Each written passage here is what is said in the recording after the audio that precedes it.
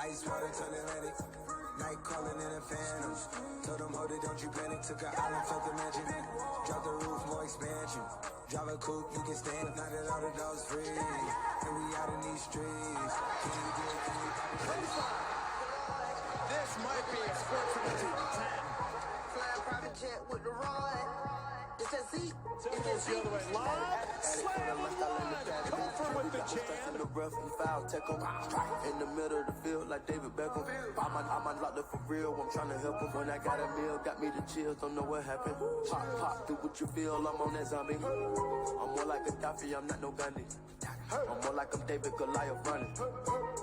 Be cloning, I find it funny. Clone. Z. It's a Z.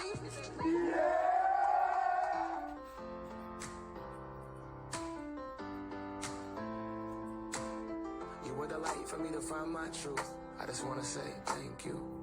Too young to feel this old. Watching us both turn cold. Oh no, it ain't pretty when two hearts get broke.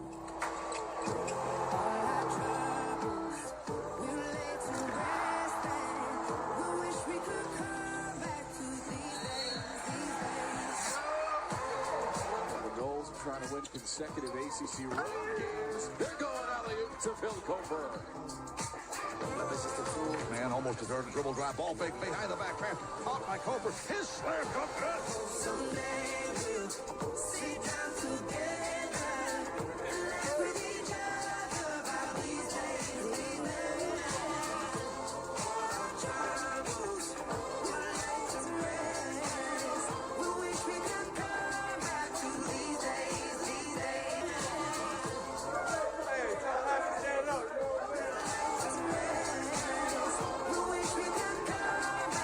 these days, these days. We wish we could come back to these days, these days.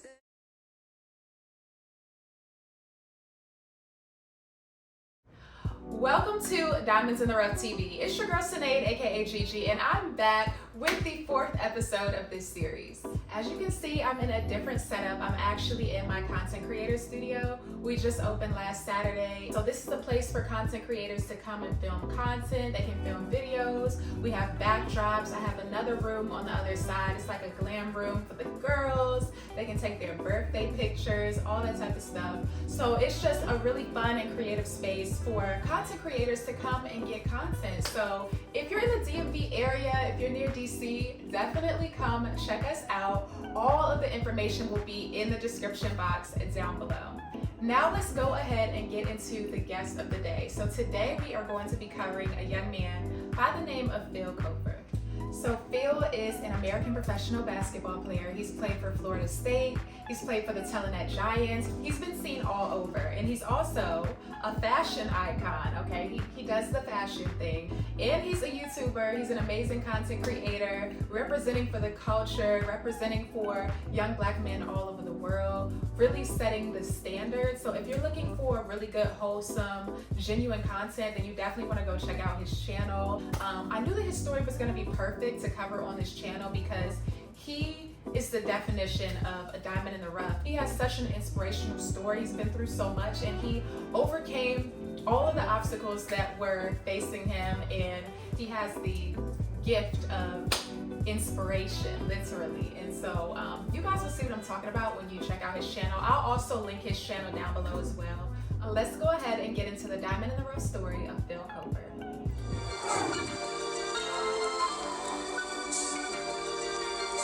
Just talk about, the experience here, big shots playing in front of college coaches. What were you trying to, showcase to the coaches? Really just that I can play. I can play with people that can also play.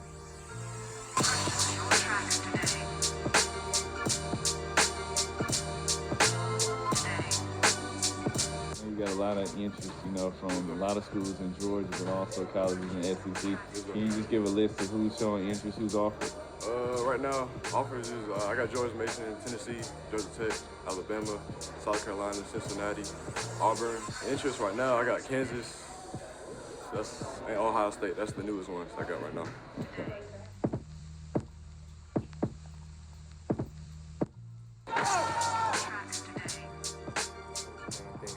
up, I'm just give y'all a quick backstory. Like, as y'all know, my parents passed away in 2019. Before they passed away, like growing up wise, we was just constantly in and out the hospital. Like before this, it was more so like I wouldn't even be, you know, when you a kid, you're not really worrying about nothing. You're not really worrying about what if, like you just always in the sense of everything gonna be all right, or you just like, yo, what I'm gonna eat next? I'm finna have some pizza next, or like, you know what I mean? We're not really worrying about too much stuff. And that, I mean, everybody got different childhoods, but I'm just telling y'all, like, so growing up, it was more so like in and out the hospital. Like we, you know what I'm saying? It went from peaceful to, I mean, like I'm coming back home from school. My dad's constantly, you know what I'm saying, throwing up. My mom's in there helping him out. My mom's sleeping at the hospital. And me and my brother gotta sleep at one of our friends' house because my mom's trying to take care of my dad. So we really didn't have like we really didn't have family time that everybody else had. In the sense of like, we didn't really have dinners like that. We didn't really have, you know what I mean? I feel like we was more so split apart, not because we wanted to, like we still loved each other. We weren't in the sense of arguing and stuff, but it was more so the hospital was breaking up our family. Phil's father was one of the most competitive human beings that has ever played in the NFL. A tremendous amount of character, loved and respected by everybody, not only the guys who played with him, teammates, but anybody who's ever been around him after his playing career was over. You know, Phil, he just brings a lot of energy. He's a funny guy, always up-tempo, making us laugh as a team. And he's that leader that we have. And I think, you know, from the stories that he told me about his father, you know, they're the same. And, you know, he told me a lot of stories about when his father was playing and the stories that his father told him. And, you know, Phil embodies that and plays with a lot of grit and, you know, toughness, just like his father. So, you know, you want to see Mike Cofer, you can look at Phil. I've known him now going on 4 years. And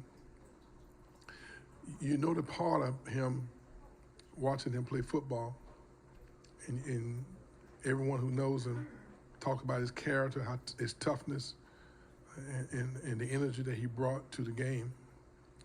But people don't know how tough he really was to have to endure the fight and the courage that you had to have to fight the disease that eventually overcame him. And he never complained through all of the challenges that he went through. He stood tall and he fought it with such toughness and aggressiveness. And when you see the way Phil plays, the way he acts, the way he responds to challenges, you see Mike Cofer. And I thought that our kids tonight decided that that's what we wanted to play for, something bigger than ourselves and bigger than the game. And I think that's why you saw our guys so focused. And because the unit, our guys have created a culture where they call themselves 18 strong. They're brothers, they're family. And I think that we feed off each other. And when one's hurting, I think that we all hurt. And I think tonight was a response to the respect we had for Murray State, but also the respect we had for Mr. Cofer, and we wanted this and be happy with the way we performed tonight. Like gradually growing up, I started to have like a worry health conscience. Like, yo, would that ever happen to me? Like, and it was just a constant like sense of worrying, just because like when I would go, I'll be seeing things that it would just hurt me. Like, why is my parents going through this and everybody else is, you know what I mean? Like they seem like they doing. Now I'm not saying everybody else, you know what I mean, have just a smooth backstory. Like, I know everybody got their own story, but I guess when I was a kid, I'm like, yo, everybody else seem they having Thanksgiving, they having this, they having that, and why are we going through this? Like, I have the nicest parents. Like, my parents wouldn't hurt a fly. My parents were, you know what I mean? So that's how I was thinking. The most honest reason, bro, is definitely because my parents, like, what's it called? Like, not only, like, it's been a lot of folks in my family that passed, bro. Like, a lot of folks don't even know my grandpa passed, my mom passed, my dad passed, my uncle passed. And a lot of people in my family's passed. Like, my grandma is still alive. She's, I think, 96 right now. and she, like, everybody, that's on my mom's side. So everybody in her family, she's the only one pretty much left in her family. Like all her siblings and stuff had passed around her. So just that going in itself, bro, it took a toll on me and my brother for a lot, because it's like almost every day, not every day literally, but you know what I'm saying, every month or something. So like we get a call from my mom, like, your uncle just passed away, your grandpa just passed away, this person just passed away. I just got a call. I don't think a lot of people know. And the other day, a person in my family that me and my brother knew passed away in our family also. They called us, Aunt Didi on my dad's side had called me the other day, you know what I'm saying, talking about it. And I'm just like, bro, I think about it all the time. Like, bro, like I'm tired of, you know what I'm saying, I'm tired of being hurt, you know what I'm saying, hurt of hearing people passing left and right. Like I'm so fed up with people dying in my family. It's like I'm actually like pissed, to be honest. I'm pissed. And that's one of the reasons why I just started thinking, bro. I'm like, bro, what are these people be doing? Like what be going on? I be confused. And I used to like kind of blame God. To be honest, I'm being completely honest with y'all. I used to kind of blame God and be like, yo, like what do they do? Like, what do they do to deserve this? Because they all nice people. They not going around doing the craziness, you know what I'm saying? They're not doing none of that. So it's like I started to think on that. But then I started doing more thinking, like, bro, the main thing that we be passing away from, or like dying from, bro, it's like what we be eating. Because I come from, bro, I feel like everybody be on the same thing. I'm a country boy, bro. Like, I'm telling you, I'm a country boy. Like, a country boy. I'm gonna keep saying it, bro. We come from eating red hot dogs, you know what I'm saying? Sugar on mac and cheese, you feel me?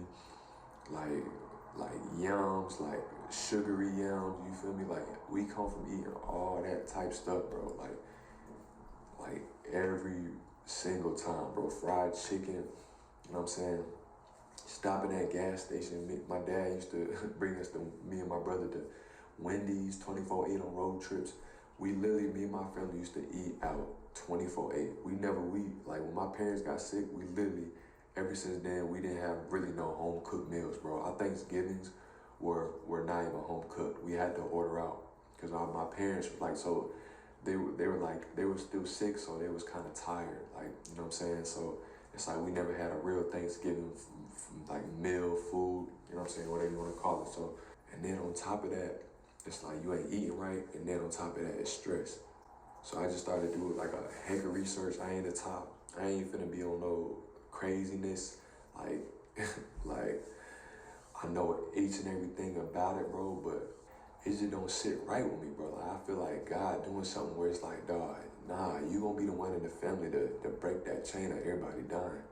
But I'm just saying, like, as you gonna be one of those people that's gonna break the chain in your family. You're not going out like that. Bro, like, where I come from, what I like, I'm saying, I ain't never like to speak, or I ain't never like to talk publicly. I ain't never like to, you know what I'm saying, I'll always be the kid just quiet. Oh yeah, that's Phil. Oh yeah, he's just quiet. Oh, you know what I'm saying? I've always been that type of person. So me coming to God, bro, it's so funny how he worked, because he you know what I mean? He see much more in you. You feel me? So like now I'm seeing myself talk on YouTube, and I mean, YouTube going crazy on videos, like, where I'm talking, you know what I mean, being myself, you know what I'm saying? I never used to be like that. So it's funny how God worked, how he take you out the old and throw you into the new type deal and be like, nah, this the person you should have been, but you was, you know what I mean, just, you know what I'm saying, doing you. So it's just funny how God work on that. And that's basically what the pastor was basically talking about today. And it kind of just smacked me a little bit, bro, because we be walking a wrong route without even knowing. And it's only because, like, it's from people we hang around, or it's from people, like, be honest, sometimes I ain't knocking nobody, you know what I mean? Be honest, be from people we hanging around, or I'm saying family stuff, or generation curses. Like, when I say generation curse, it don't even just mean like just food-wise, diet-wise. Generation curses can mean like if your parents acted like this, you think you gotta act like this.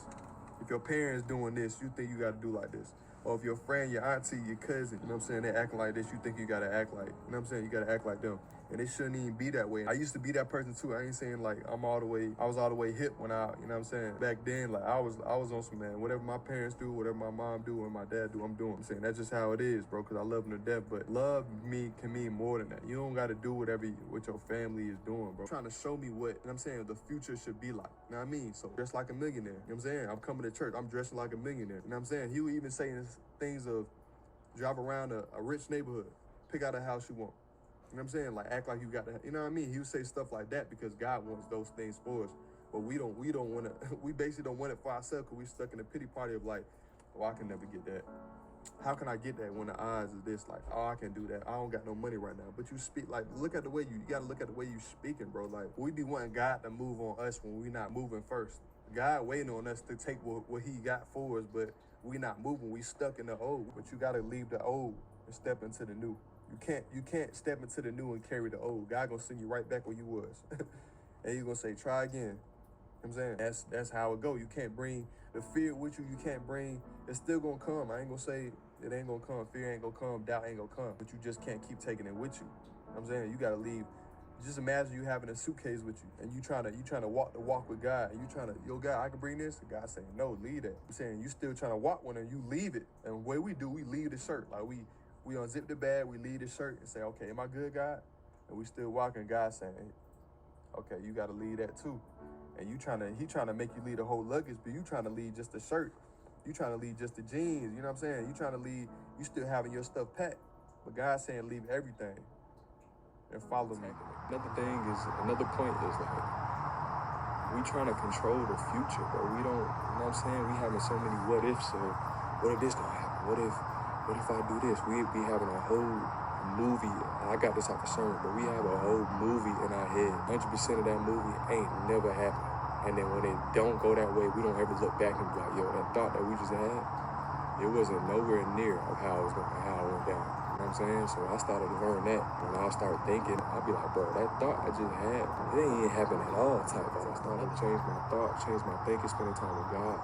It's more so in the sense of, I want to be the one to break the chain. I want to be the one to break the cycle in my family. That's what I'm thinking on. So, and I feel like God wants me to use and speak what I've been through in this to help other people. So, but I want to do this channel more so to, you know what I mean, help people get closer to God, help people show that it's bigger than just money. I want to help people. I want people to look at me like, yo, Phil better in himself. Phil trying to help other people. Phil trying to show other people life is better than where you at right now. Instead of just, yo, Phil got money, Phil got Louis Vuitton, Phil got this. I don't want to be that person. I want to be the person that, oh yeah, Phil helped that person. Phil changed a lot of people just from his influence. That's how I'm feeling. That's what I want to do. Wow, wasn't that an incredible story? Phil went through so much, but he did not let that stop him. And his story is just so inspiring. And I see people from all around the world commenting and just sharing his story because it's just that good. I mean, the minute that I heard his story, I was just amazed at how much he's overcome and just how strong he is in his faith and in his ability to overcome any obstacle that is facing him. And I just know that he is someone who is a natural leader, a natural born leader.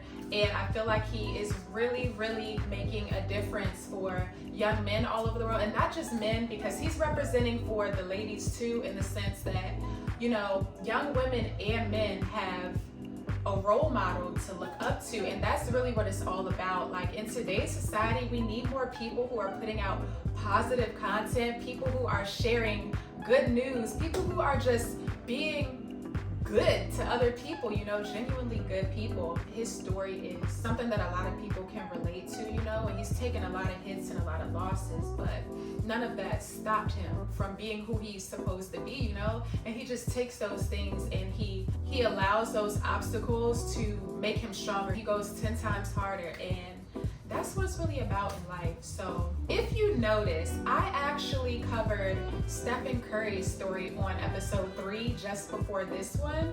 And I find it interesting. I really hadn't planned it out initially, but that's just kind of how the puzzle pieces fell into place. And I actually noticed that there are a lot of similarities between Phil and Stephen, okay? And For those of you who are spiritual, y'all, I need y'all to connect right now with this, okay? Stephen Curry, he was a diamond in the rough. From the beginning, he grew up with a dad in the league. His dad played in the NBA, and Phil's dad played in the NFL. So they both had dads who were famous, who were in the league, right? And you would have thought that everything would have been a lot easier for them, but they had to work so hard, just like anybody else. Both of them have incredible stories, incredible drive, incredible hearts. Both of them are men of God. Stephen, he was a great player, but a lot of people didn't see him as a great player. You know, he went through a lot of challenges in the beginning. He had ankle injuries and all that type of stuff, and people just didn't expect him to go to the league, and it didn't look like he was gonna go, but God made a way for him. And then if you look at Phil, he's also had some ankle or foot injuries and stuff like that, and it has looked like, you know, his season of going to the NBA, it's looked like it's been delayed, but I believe he's definitely gonna go, and we're speaking that into existence, that Phil is meant for the league. He wants to go to the league. He believes he's gonna go to the league, so that's where he's going to go, okay? Both of them had challenges that made it look like they weren't gonna go to the NBA, but Stephen still made it, and now he's one of the best of the best of the best, okay? And I feel like Phil is going to be the next Stephen Curry. That's what I'm feeling. I'm feeling like Phil is gonna follow right behind Stephen, and he's gonna be like a next, like the second Stephen Curry. That's what I'm feeling. I'm feeling like he's following in that path. He's gonna be the next one. And you know, God needs men of God in all arenas, okay? Not just in the church. He needs men of God in the NBA too. He needs men of God in the music industry, in the fashion industry, in the YouTube industry, all over. I mean, God needs his people in all arenas. So, you know, I can definitely see God using him in a big way. I have no doubts, honestly. And for some reason, I keep seeing, I'm feeling the number 47 for him. I don't know if that's going to be his jersey number or if that's going to be a number that's like closely associated with him in some way, but I'm feeling the number 47, so I'm just putting it out there into the atmosphere. He's going to be used in, you know, the NBA as well as in the fashion community and the YouTube community. I mean, things are just going to come for him. I'm just speaking that into existence because I know the level of faith that he has, so I can speak like this about him because he's gonna understand. And for my spiritual people, y'all gonna understand too. We gotta speak into our young kings, okay? That this is what we gotta do. And they gotta speak into us, we gotta speak into them, okay? So when you see somebody who you know is gonna make it, you just want to speak life into them at all times. Like, we should all be doing that for each other, honestly. Like, just speaking positivity. Like, what does it hurt to be a positive person and wish somebody the best, you know, and see greatness in them and call it. Like, I see greatness in him and I'm calling it. I'm calling it. That's just how we should be. We should just be so bold, you know, in this earth, and just so bold with the things that we see and with the things that we feel. Like, if you see greatness in somebody, just call it out.